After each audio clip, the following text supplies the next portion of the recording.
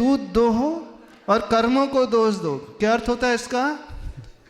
वो व्यक्ति मेहनत तो खूब कर रहा है, चालनी लगा करके दूध दो रहा है और फिर शिकायत करता है दूध है कि रुकता ही नहीं है, ठहरता ही नहीं है। कई लोगों की शिकायत है, वो आकर के कहते हैं महाराज जी इतने वर्ष हो गए हमें धर्म करते करते, इतने वर्ष हो गए हमें अभिषेक करते करते, इतने वर्ष हो गए हमें पूजा करते करते, हमारे घर की परेशानी दूर होने का नाम ही नहीं ले रही। हाँ, हम चाहते कि हमारे जीवन में अनुकूलता आ जाए, परिवार में अनुकूलता आ जाए, शारीरिक कष्ट दूर हो जाए। इतने अभिषेक हमने किया जितना तो किसी ने नहीं किया होगा, इतने व्रत उपवास हमने किए उतने तो किसी ने नहीं किए होंगे, जितना दान हमने दिया उतना दान तो किसी ने नहीं दिया होगा। सब कुछ अच्छा अच्छा कर रहे हैं, जैसा जैसा गुरु महाराज बोलते हैं, जैसा जैसा आचार्य भगवान कहते हैं, हम वैसा वैसा कर रहे हैं। हमारे करने में कोई कमी नहीं है, लेकिन रिजल्ट क्या निकल रहा है? नील बटा सन्नाटा। कई लोगों की शिकायत होती है। कितने लोग इस समस्या से परेशान हैं कि धर्म हमें फलता नहीं है, दान हमें फलता नहीं, भगवान की भक्ति हमें नहीं फलती है। हम मंदिर आते हैं, हम कुछ कर रहे हैं, बहुत कुछ कर रहे हैं, लेकिन रिजल्ट कुछ निकल नहीं आ रहा। कितनों की समस्या ये? अधिकांश लोगों की होगी। वो क्यों समस्या आई है? सिर्फ इसलिए कि हम अंतरंग के करंट रहित होकर के धर्म कर रहे हैं।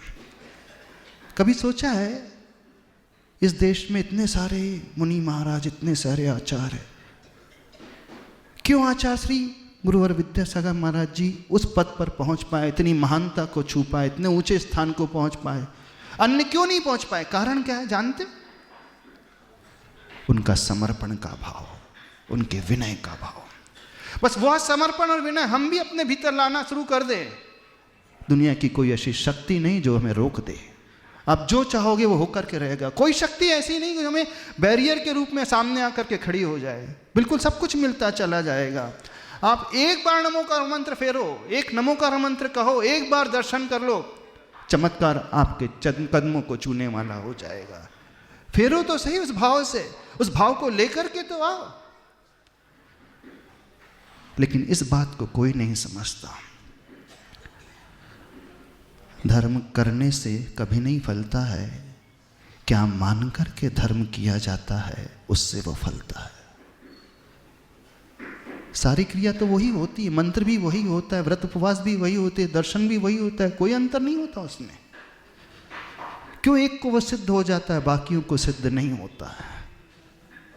समझना, मुख्य बात समझे हम। बस वह भाव यदि जिस दिन हमारे हृदय में पैदा हो जाएगा, आपको कभी शिकायत का मौका नहीं मिलेगा, किसी से कुछ कहना ही नहीं पड़ेगा।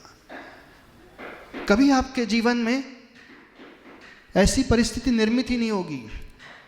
हम ये नहीं कह रहे कि कष्ट आपके जीवन में नहीं आएगा, कष्ट तो आएगा, लेकिन वह कष्ट जब जब आएगा आप इतने सक्षम हो जाओगे कि वह कष्ट आपके आगे बौना साबित हो जाएगा, क्योंकि आपका विकास इतना ऊंचा हो जाता है, इतने ऊपर उठ जाते हैं।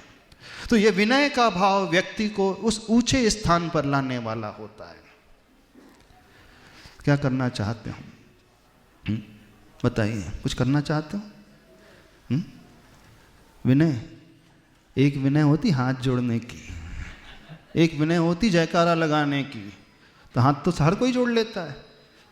ये विनय बाहरी विनय है, ये विनय द्रव्य विनय है, लेकिन कल्याण हमारा आंतरिक विनय से होता है।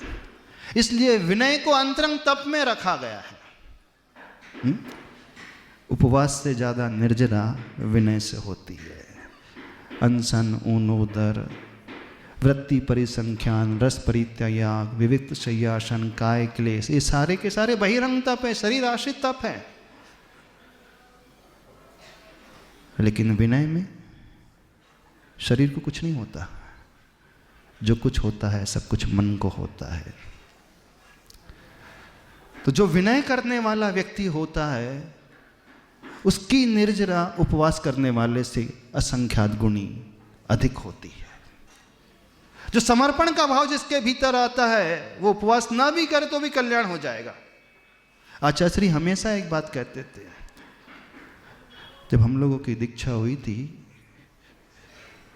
कई मुनि महाराज आचार्य श्री से उपवास उपवास की साधना की मांग करते रहते थे। तो आचार्य श्री कहते हैं उपवास के अलावा भी और भी तप हैं, और वह अंतरंग तप है, उसे भी करने की आदत डालो।